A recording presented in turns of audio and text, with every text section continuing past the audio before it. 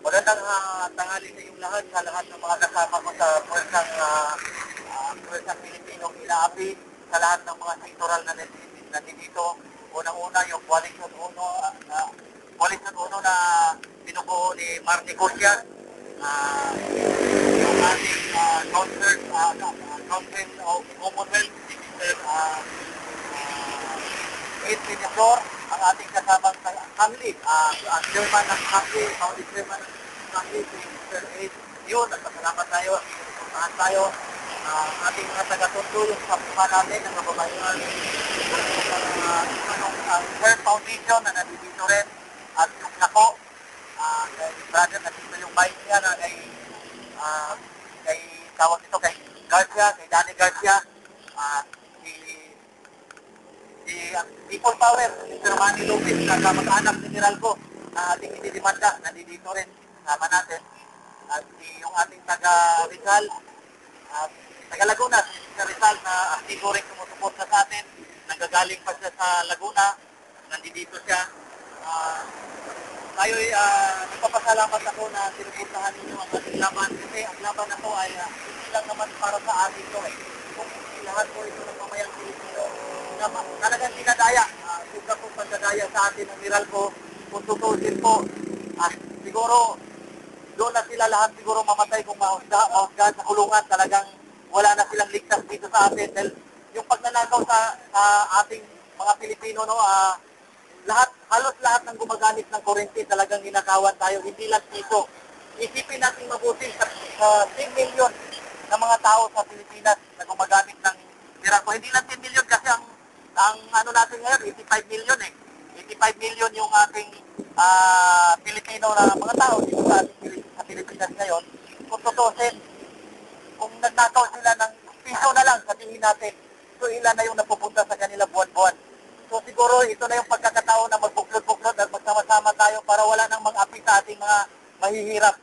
Kasi alam natin na ang ating grupo talagang gusto natin ng pagbabago. Lahat ng mga organisasyon, mga sektoral na nandito ngayon, talagang may mga agenda, may mga gusto ng pagbabago sa ating bayan. At ito na po, alam niyo kung bakit kailangan ang Meralco unahin natin na kapahaman natin at maibalik sa atin ang mga nakuha nila. Kasi unang-una, apektado tayo pag masyadong mataas ang bayad ng kurente.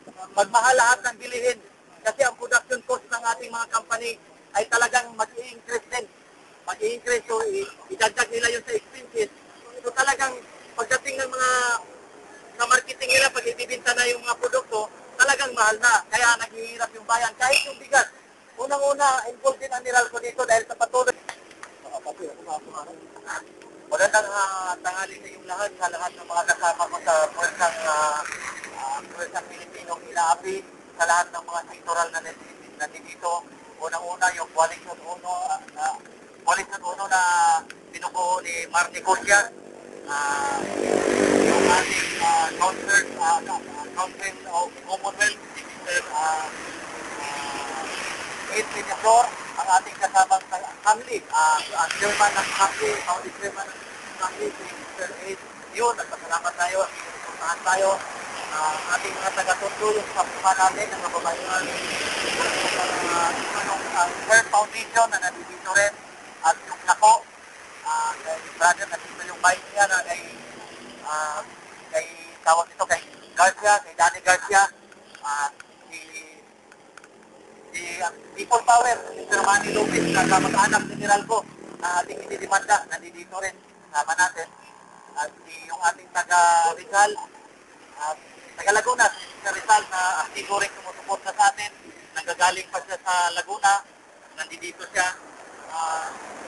Tayo'y nagpapasalamat ako na sinupuntahan ninyo ang ating laban, kasi ang laban na to ay hindi lang naman para sa atin to kung lahat po ito ng mamayang Pilipino na talagang dinadaya, suga po pagdadaya sa atin ng Meralco, kung tutusin po, siguro doon na sila lahat siguro mamatay kung mahusgahan sa kulungan, talagang wala na silang ligtas dito sa atin. Dahil yung pagnanakaw sa ating mga Pilipino, halos lahat ng gumagamit ng kurente talagang ninakawan tayo, hindi lang dito.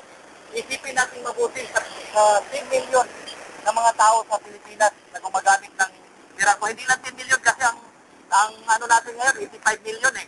85 million yung ating Pilipino na mga tao dito sa Pilipinas ngayon. Kung tutusin, kung nagnakaw sila ng piso na lang, sabihin natin, so ilan na yung napupunta sa kanila buwan-buwan. So siguro ito na yung pagkakataon na magbuklod-buklod at magsama-sama tayo para wala nang mag-api sa ating mga mahihirap.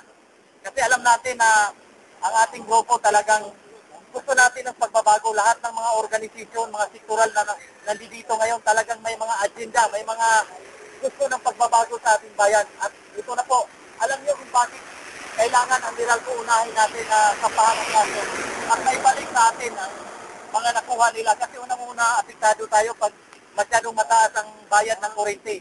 Magmahal lahat ng bilihin. Kasi ang production cost ng ating mga company ay talagang mag-i-increase din. Mag-i-increase, so idagdag nila yun sa expenses.